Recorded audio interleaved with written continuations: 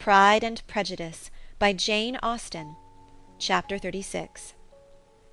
If Elizabeth, when Mr. Darcy gave her the letter, did not expect it to contain a renewal of his offers, she had formed no expectation at all of its contents.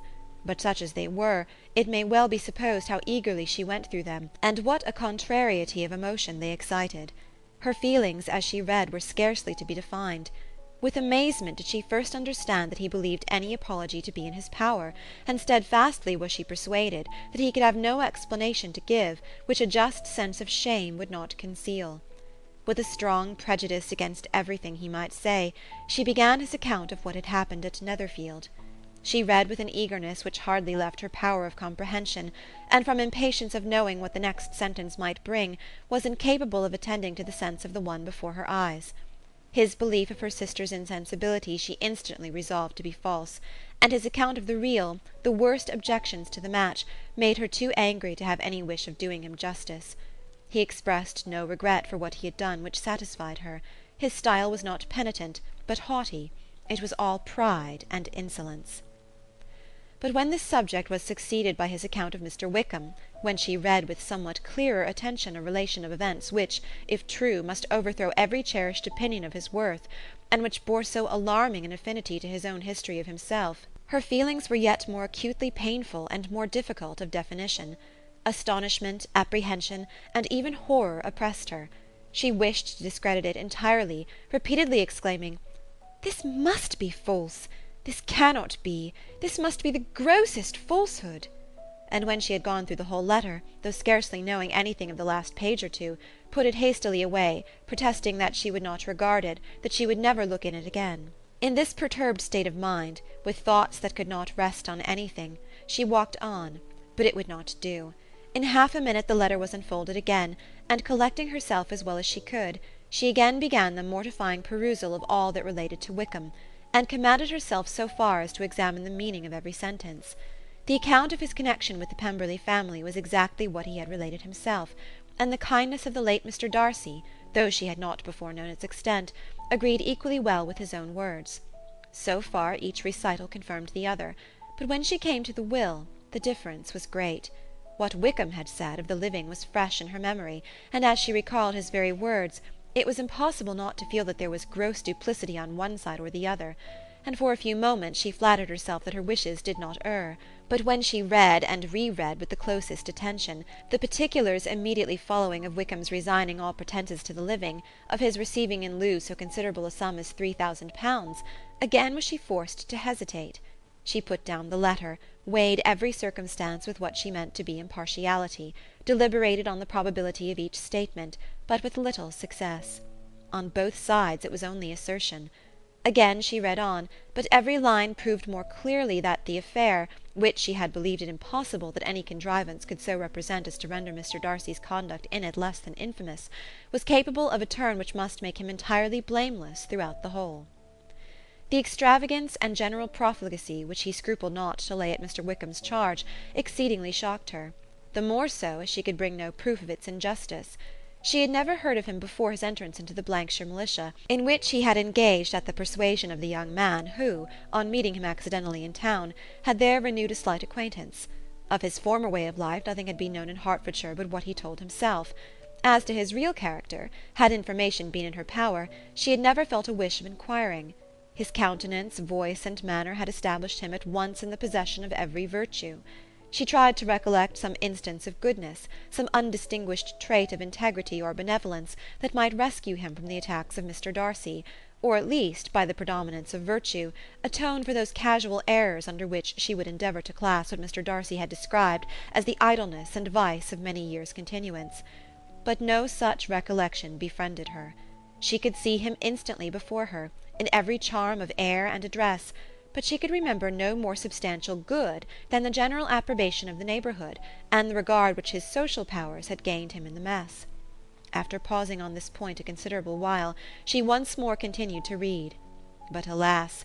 the story which followed, of his designs on Miss Darcy, received some confirmation from what had passed between Colonel Fitzwilliam and herself only the morning before, and at last she was referred for the truth of every particular to Colonel Fitzwilliam himself, from whom she had previously received the information of his near concern in all his cousin's affairs, and whose character she had no reason to question. At one time she had almost resolved on applying to him, but the idea was checked by the awkwardness of the application, and at length wholly banished by the conviction that Mr. Darcy would never have hazarded such a proposal if he had not been well assured of his cousin's corroboration. She perfectly remembered everything that had passed in conversation between Wickham and herself, in their first evening at Mr. Phillips's. Many of his expressions were still fresh in her memory. She was now struck with the impropriety of such communications to a stranger, and wondered it had escaped her before. She saw the indelicacy of putting himself forward as he had done, and the inconsistency of his professions with his conduct. She remembered that he had boasted of having no fear of seeing Mr. Darcy, that Mr. Darcy might leave the country, but that he should stand his ground. Yet he had avoided the Netherfield ball the very next week. She remembered also that, till the Netherfield family had quitted the country, he had told his story to no one but herself, and that after their removal it had been everywhere discussed, that he had then no reserves, no scruples in sinking Mr. Darcy's character, though he had assured her that respect for the father would always prevent his exposing the son. How differently did everything now appear in which he was concerned! His attentions to Miss King were now the consequence of views solely and hatefully mercenary, and the mediocrity of her fortune proved no longer the moderation of his wishes, but his eagerness to grasp at anything. His behaviour to herself could now have had no tolerable motive. He had either been deceived with regard to her fortune, or had been gratifying his vanity by encouraging the preference which she believed she had most incautiously shown.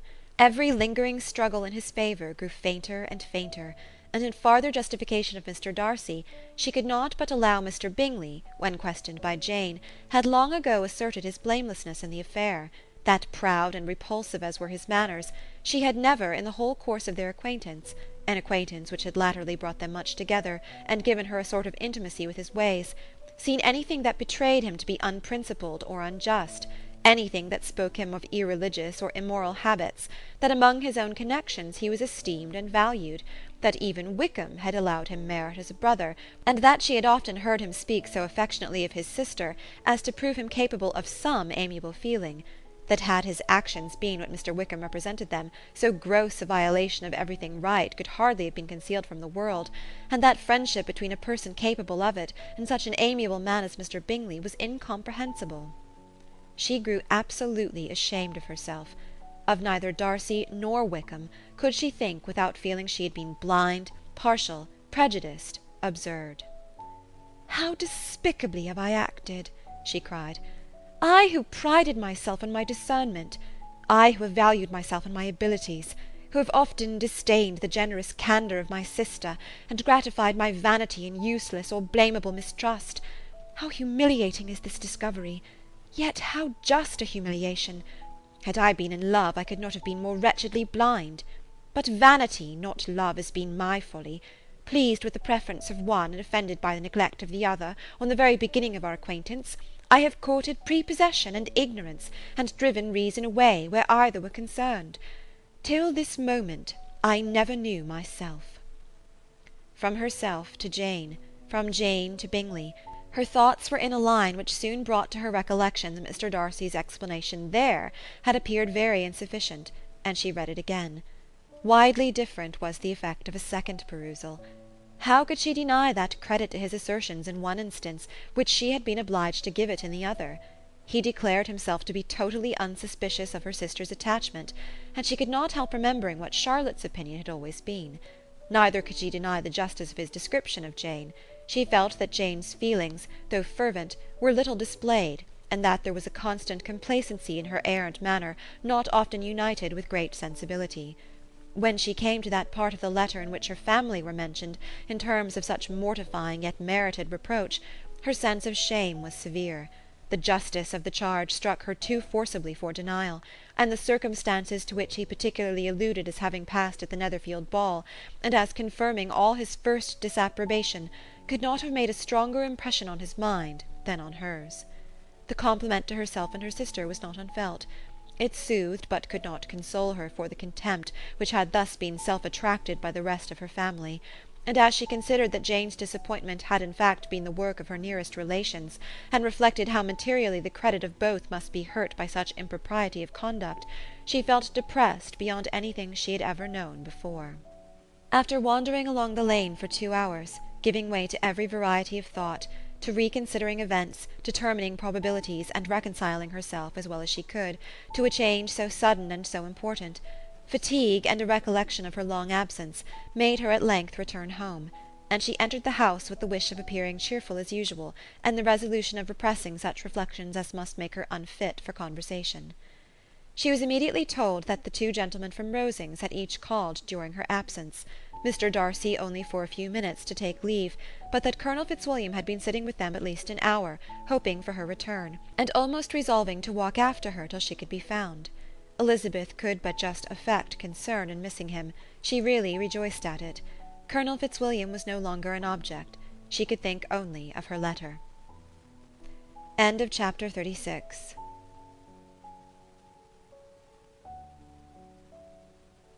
Pride and Prejudice by Jane Austen. Chapter 37. The 2 gentlemen left Rosings the next morning, and Mr. Collins, having been in waiting near the lodges to make them his parting obeisance, was able to bring home the pleasing intelligence of their appearing in very good health, and in as tolerable spirits as could be expected after the melancholy scene so lately gone through at Rosings.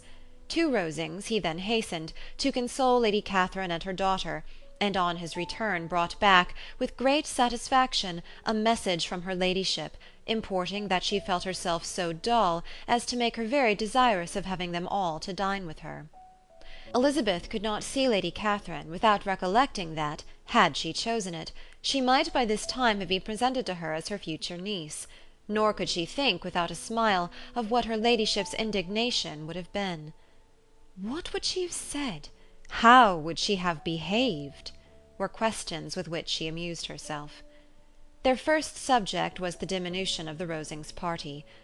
"I assure you I feel it exceedingly," said Lady Catherine. "I believe no one feels the loss of friends so much as I do, but I am particularly attached to these young men, and know them to be so much attached to me. They were excessively sorry to go, but so they always are. The dear Colonel rallied his spirits tolerably till just at last, but Darcy seemed to feel it most acutely, more, I think, than last year. His attachment to Rosings certainly increases." Mr. Collins had a compliment and an allusion to throw in here, which were kindly smiled on by the mother and daughter. Lady Catherine observed after dinner that Miss Bennet seemed out of spirits, and immediately accounting for it by herself, by supposing that she did not like to go home again so soon, she added, "But if that is the case, you must write to your mother and beg that you may stay a little longer. Mrs. Collins will be very glad of your company, I am sure." "I am much obliged to your ladyship for your kind invitation," replied Elizabeth, "but it is not in my power to accept it. I must be in town next Saturday." "Why, at that rate you will have been here only 6 weeks. I expected you to stay 2 months. I told Mrs. Collins so before you came. There can be no occasion for your going so soon. Mrs. Bennet could certainly spare you for another fortnight." "But my father cannot. He wrote last week to hurry my return." "Oh, your father, of course, may spare you if your mother can. Daughters are never of so much consequence to a father. And if you will stay another month complete, it will be in my power to take one of you as far as London, for I am going there in early June, for a week, and as Dawson does not object to the barouche box, there will be very good room for one of you. And indeed, if the weather should happen to be cool, I should not object to taking you both, as you are neither of you large." "You are all kindness, madam, but I believe we must abide by our original plan." Lady Catherine seemed resigned. "Mrs. Collins, you must send a servant with them. You know I always speak my mind, and I cannot bear the idea of 2 young women travelling post by themselves. It is highly improper. You must contrive to send somebody. I have the greatest dislike in the world to that sort of thing. Young women should always be properly guarded and attended, according to their situation in life. When my niece Georgiana went to Ramsgate last summer, I made a point of her having 2 men-servants to go with her. Miss Darcy, the daughter of Mr. Darcy of Pemberley, and Lady Anne, could not have appeared with propriety in a different manner. I am excessively attentive to all those things. You must send John with the young ladies, Mrs. Collins. I am glad it occurred to me to mention it, for it would really be discreditable to you to let them go alone." "My uncle is to send a servant for us." "No, your uncle? He keeps a manservant, does he? I am very glad you have somebody who thinks of these things. Where shall you change horses? Oh, Bromley, of course. If you mention my name at the bell, you will be attended to." Lady Catherine had many other questions to ask respecting their journey, and as she did not answer them all herself, attention was necessary, which Elizabeth believed to be lucky for her, or with a mind so occupied she might have forgotten where she was. Reflection must be reserved for solitary hours. Whenever she was alone she gave way to it as the greatest relief, and not a day went by without a solitary walk, in which she might indulge in all the delight of unpleasant recollections. Mr. Darcy's letter she was in a fair way of soon knowing by heart. She studied every sentence, and her feelings towards its writer were at times widely different. When she remembered the style of his address, she was still full of indignation, but when she considered how unjustly she had condemned and upbraided him, her anger was turned against herself, and his disappointed feelings became the object of compassion. His attachment excited gratitude, his general character respect, but she could not approve him, nor could she for a moment repent her refusal, or feel the slightest inclination ever to see him again. In her own past behaviour there was a constant source of vexation and regret, and in the unhappy defects of her family a subject of yet heavier chagrin. They were hopeless of remedy. Her father, contented with laughing at them, would never exert himself to restrain the wild giddiness of his youngest daughters, and her mother, with manners so far from right herself, was entirely insensible of the evil. Elizabeth had frequently united with Jane in an endeavour to check the imprudence of Catherine and Lydia, but while they were supported by their mother's indulgence, what chance could there be of improvement? Catherine, weak-spirited, irritable, and completely under Lydia's guidance, had been always affronted by their advice, and Lydia, self-willed and careless, would scarcely give them a hearing. They were ignorant, idle, and vain. While there was an officer in Meryton they would flirt with him, and while Meryton was within a walk of Longbourn they would be going there for ever. Anxiety on Jane's behalf was another prevailing concern, and Mr. Darcy's explanation, by restoring Bingley to all her former good opinion, heightened the sense of what Jane had lost. His affection was proved to have been sincere, and his conduct cleared of all blame, unless any could attach to the implicitness of his confidence in his friend. How grievous, then, was the thought that, of a situation so desirable in every respect, so replete with advantage, so promising for happiness, Jane had been deprived, by the folly and indecorum of her own family. When to these recollections was added the development of Wickham's character, it may be easily believed that the happy spirits which had seldom been depressed before were now so much affected as to make it almost impossible for her to appear tolerably cheerful. Their engagements at Rosings were as frequent during the last week of her stay as they had been at first. The very last evening was spent there, and her ladyship again inquired minutely into the particulars of their journey, gave them directions as to the best method of packing, and was so urgent on the necessity of placing gowns in the only right way, that Maria thought herself obliged, on her return, to undo all the work of the morning, and pack her trunk afresh. When they parted, Lady Catherine, with great condescension, wished them a good journey, and invited them to come to Hunsford again next year, and Miss de Bourgh exerted herself so far as to curtsy and hold out her hand to both. End of chapter 37.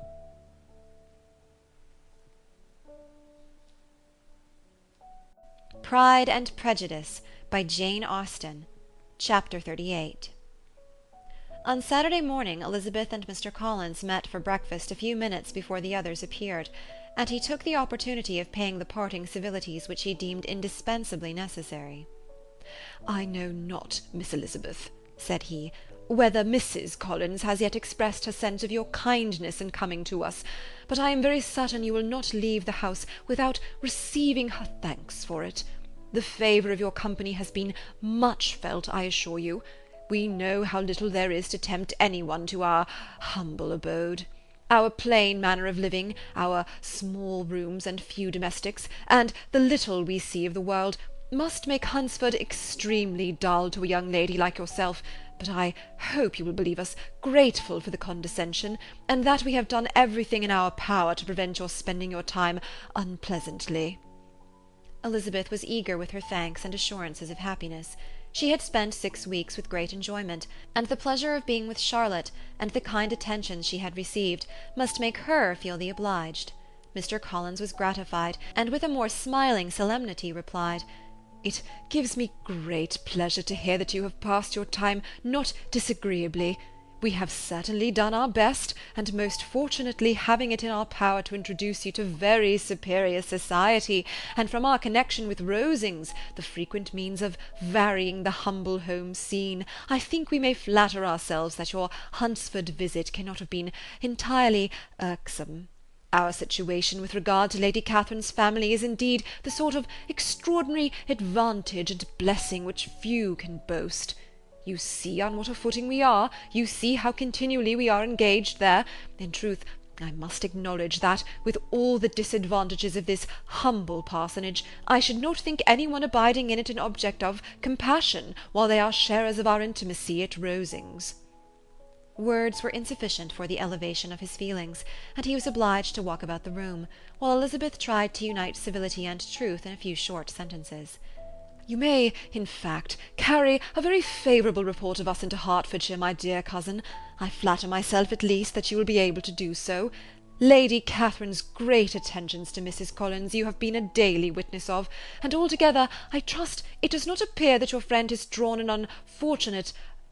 but on this point it will be as well to be silent. Only let me assure you, my dear Miss Elizabeth, that I can from my heart most cordially wish you equal felicity in marriage. My dear Charlotte and I have but one mind and one way of thinking. There is in everything a most remarkable resemblance of character and ideas between us. We seem to have been designed for each other." Elizabeth could safely say that it was a great happiness where that was the case, and with equal sincerity could add that she firmly believed and rejoiced in his domestic comforts. She was not sorry, however, to have the recital of them interrupted by the lady from whom they sprang. Poor Charlotte! It was melancholy to leave her to such society. But she had chosen it with her eyes open, and though evidently regretting that her visitors were to go, she did not seem to ask for compassion. Her home and her housekeeping, her parish and her poultry, and all their dependent concerns, had not yet lost their charms. At length the chaise arrived, the trunks were fastened on, the parcels placed within, and it was pronounced to be ready.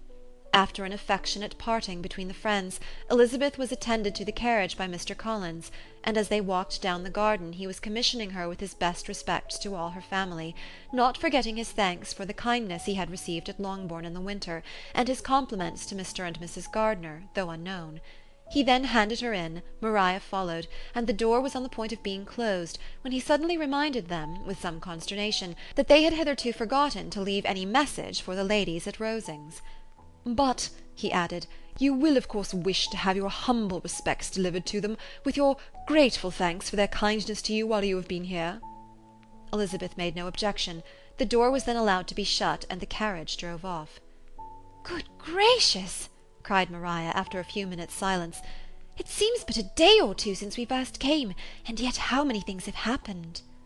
"A great many indeed," said her companion with a sigh. "We have dined 9 times at Rosings, besides drinking tea there twice. How much I shall have to tell!" Elizabeth added privately, "And how much I shall have to conceal." Their journey was performed without much conversation or any alarm, and within 4 hours of their leaving Hunsford they reached Mr. Gardiner's house, where they were to remain a few days. Jane looked well, and Elizabeth had little opportunity of studying her spirits, amidst the various engagements which the kindness of her aunt had reserved for them. But Jane was to go home with her, and at Longbourn there would be leisure enough for observation. It was not without an effort, meanwhile, that she could wait even for Longbourn before she told her sister of Mr. Darcy's proposals. To know that she had the power of revealing what would so exceedingly astonish Jane, and must at the same time so highly gratify whatever of her own vanity she had not yet been able to reason away, was such a temptation to openness as nothing could have conquered the state of indecision which she remained as to the extent of what she should communicate, and her fear, if she once entered on the subject, of being hurried into repeating something of Bingley, which might only grieve her sister further. End of chapter 38.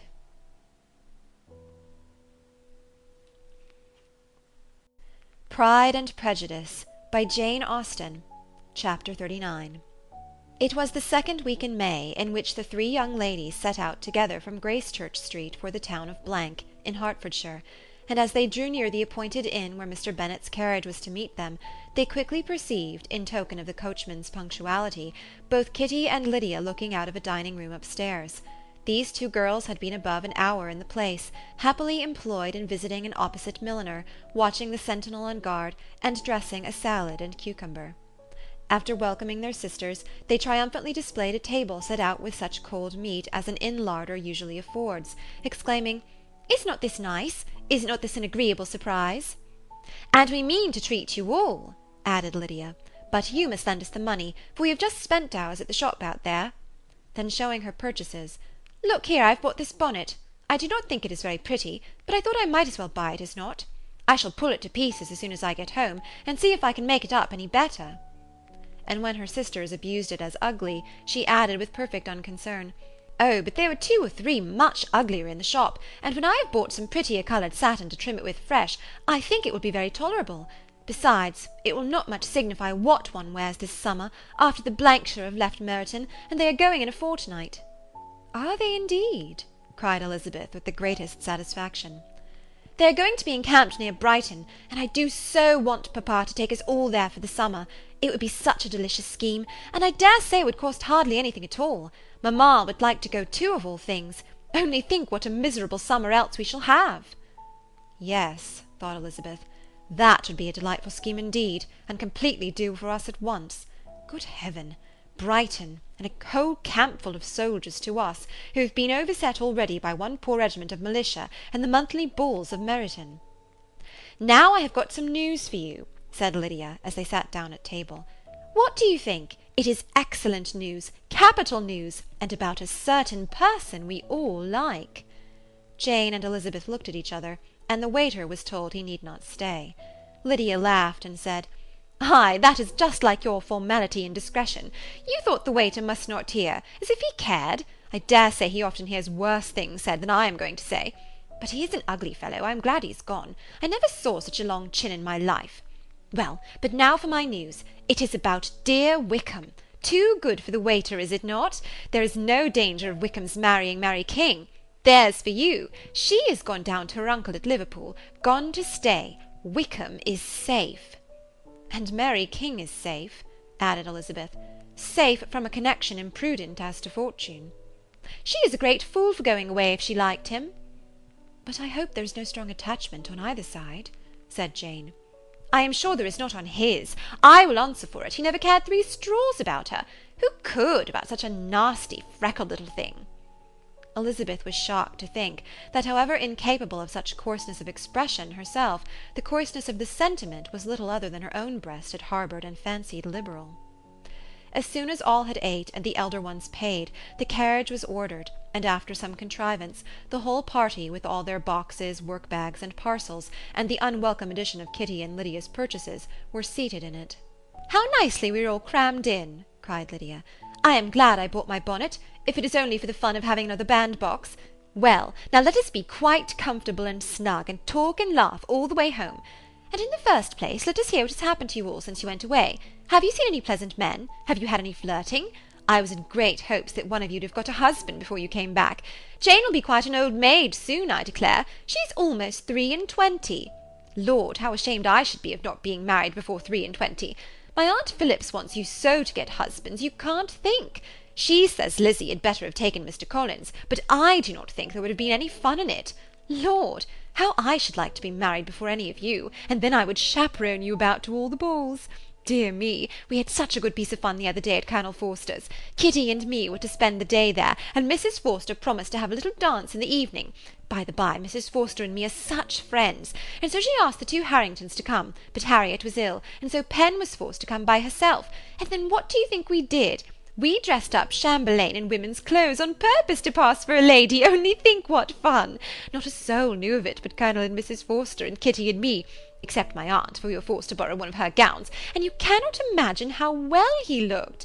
When Denny and Wickham and Pratt and 2 or 3 more of the men came in, they did not know him in the least. Lord, how I laughed, and so did Mrs. Forster. I thought I should have died. And that made the men suspect something, and then they soon found out what was the matter. With such kinds of histories and their parties and good jokes did Lydia, assisted by Kitty's hints and additions, endeavour to amuse her companions all the way to Longbourn. Elizabeth listened as little as she could, but there was no escaping the frequent mention of Wickham's name. Their reception at home was most kind. Mrs. Bennet rejoiced to see Jane in undiminished beauty, and more than once during dinner did Mr. Bennet say voluntarily to Elizabeth, "I am glad you are come back, Lizzie." Their party in the dining-room was large, for almost all the Lucases came to meet Maria and hear the news, and various were the subjects that occupied them. Lady Lucas was inquiring of Maria after the welfare and poultry of her eldest daughter. Mrs. Bennet was doubly engaged, on the one hand collecting an account of the present fashions from Jane, who sat some way below her, and on the other retailing them all to the younger Lucases; and Lydia, in a voice rather louder than any other person's, was enumerating the various pleasures of the morning to anybody who would hear her. "Oh, Mary," said she, "I wish you had gone with us, for we had such fun! As we went along, Kitty and I drew up the blinds, and pretended there was nobody in the coach, and I should have gone so all the way, if Kitty had not been sick, and when we got to the George, I do think we behaved very handsomely, for we treated the other 3 with the nicest cold luncheon in the world, and if you would have gone, we would have treated you too. And then we came away, it was such fun! I thought we never should have got into the coach, I was ready to die of laughter. And then we were so merry all the way home. We talked and laughed so loud that anybody might have heard us 10 miles off." To this, Mary very gravely replied, "Far be it from me, my dear sister, to depreciate such pleasures. They would doubtless be congenial with the generality of female minds, but I confess they would have no charms for me. I should infinitely prefer a book." But of this answer Lydia heard not a word. She seldom listened to anybody for more than half a minute, and never attended to Mary at all. In the afternoon Lydia was urgent with the rest of the girls to walk to Meryton, and to see how everybody went on, but Elizabeth steadily opposed the scheme. It should not be said that the Miss Bennets could not be at home half a day before they were in pursuit of the officers. There was another reason too for her opposition. She dreaded seeing Mr. Wickham again, and was resolved to avoid it as long as possible. The comfort to her of the regiment's approaching removal was indeed beyond expression. In a fortnight they were to go, and once gone, she hoped there could be nothing more to plague her on his account. She had not been many hours at home before she found that the Brighton scheme, of which Lydia had given them a hint at the inn, was under frequent discussion between her parents. Elizabeth saw directly that her father had not the smallest intention of yielding, but his answers were at the same time so vague and equivocal that her mother, though often disheartened, had never yet despaired of succeeding at last. Chapter 39.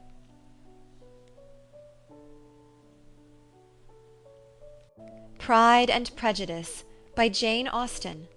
Chapter 40.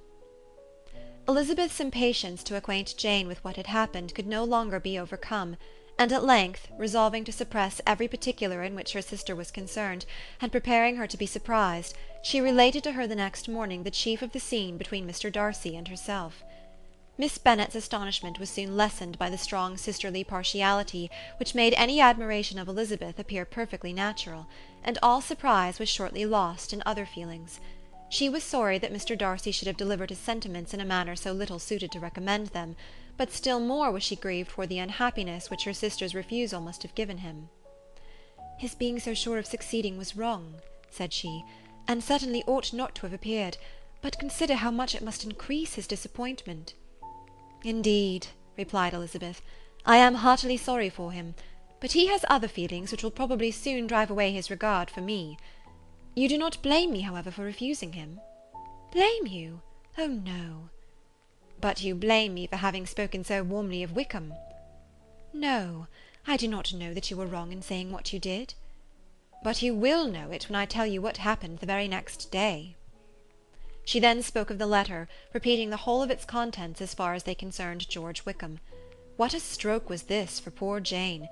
Who would willingly have gone through the world without believing that so much wickedness existed in the whole race of mankind as was here collected in one individual? Nor was Darcy's vindication, though grateful to her feelings, capable of consoling her for such discovery. Most earnestly did she labour to prove the probability of error, and seek to clear the one without involving the other.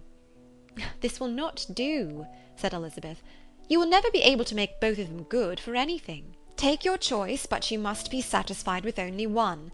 There is but such a quantity of merit between them, just enough to make one good sort of man, and of late it has been shifting about pretty much. For my part, I am inclined to believe it all Darcy's, but you shall do as you choose." It was some time, however, before a smile could be extorted from Jane. "I do not know when I have been more shocked," said she. "Wickham so very bad! It is almost past belief. And poor Mr. Darcy! Dear Lizzy, only consider what he must have suffered. Such a disappointment! And with the knowledge of your ill opinion too, and having to relate such a thing of his sister. It is really too distressing. I am sure you must feel it so." "Oh no, my regret and compassion are all done away by seeing you so full of both. I know you will do him such ample justice, that I am growing every moment more unconcerned and indifferent. Your profusion makes me saving, and if you lament over him much longer, my heart will be as light as a feather. Poor Wickham! There is such an expression of goodness in his countenance, such an openness and gentleness in his manner." There certainly was some great mismanagement in the education of those two young men. One has got all the goodness, and the other all the appearance of it. "I never thought Mr. Darcy so deficient in the appearance of it as you used to do." "And yet I meant to be uncommonly clever in taking so decided a dislike to him without any reason. It is such a spur to one's genius, such an opening for wit, to have a dislike of that kind. One may be continually abusive without saying anything just, but one cannot be always laughing at a man without now and then stumbling on something witty. Lizzy, when you first read that letter, I am sure you could not treat the matter as you do now." "Indeed, I could not. I was uncomfortable enough, I may say unhappy, and with no one to speak to about what I felt, no Jane to comfort me and say that I had not been so very weak and vain and nonsensical as I knew I had. Oh, how I wanted you! How unfortunate that you should have used so very strong expressions in speaking of Wickham to Mr. Darcy, for now they do appear so wholly undeserved." "Certainly. But the misfortune of speaking with bitterness is a most natural consequence of the prejudices I had been encouraging. There is one point on which I want your advice. I want to be told whether I ought, or ought not, to make our acquaintance in general understand Wickham's character." Miss Bennet paused a little, and then replied, "Surely there can be no occasion for exposing him so dreadfully. What is your opinion?" "That it ought not to be attempted. Mr. Darcy has not authorized me to make his communication public. On the contrary, every particular relative to his sister was meant to be kept as much as possible to myself, and if I endeavour to undeceive people as to the rest of his conduct, who will believe me? The general prejudice against Mr. Darcy is so violent, that it would be the death of half the good people in Meryton to attempt to place him in an amiable light. I am not equal to it. Wickham will soon be gone, and therefore it will not signify to anyone here what he really is. Some time hence it will all be found out, and then we may laugh at their stupidity in not knowing it before. At present I will say nothing about it." "You are quite right. To have his errors made public might ruin him for ever. He is now perhaps sorry for what he has done, and anxious to re-establish a character. We must not make him desperate." The tumult of Elizabeth's mind was allayed by this conversation. She had got rid of two of the secrets which had weighed on her for a fortnight, and was certain of a willing listener in Jane, whenever she might wish to talk again of either. But there was still something lurking behind, of which prudence forbade the disclosure. She dared not relate the other half of Mr. Darcy's letter, nor explain to her sister how sincerely she had been valued by her friend. Here was knowledge in which no one could partake, and she was sensible that nothing less than a perfect understanding between the parties could justify her in throwing off this last encumbrance of mystery. "And then," said she, "if that very improbable event should ever take place, I shall merely be able to tell what Bingley may tell in a much more agreeable manner himself. The liberty of communication cannot be mine till it has lost all its value." She was now, on being settled at home, at leisure to observe the real state of her sister's spirits. Jane was not happy. She still cherished a very tender affection for Bingley.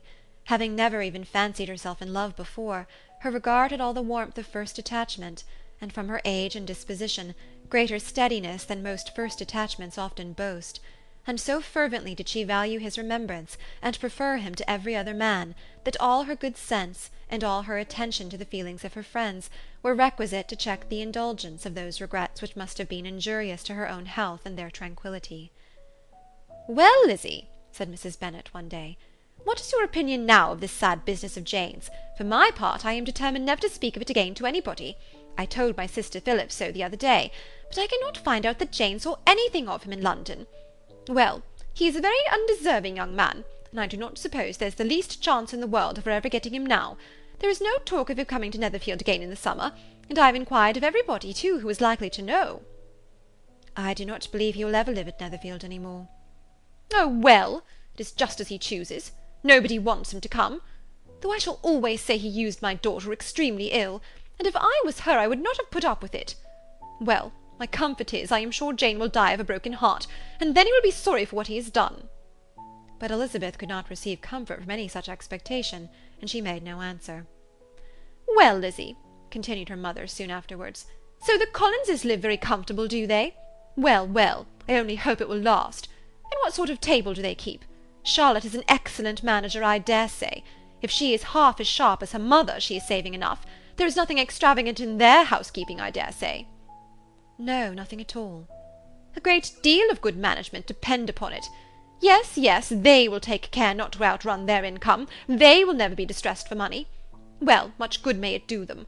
And so, I suppose, they often talk of having Longbourn when your father is dead. They look upon it quite as their own, I dare say, whenever that happens." "It was a subject which they could not mention before me." "No, it would have been strange if they had, but I make no doubt they often talk of it between themselves. Well, if they can be easy with an estate that is not lawfully their own, so much the better.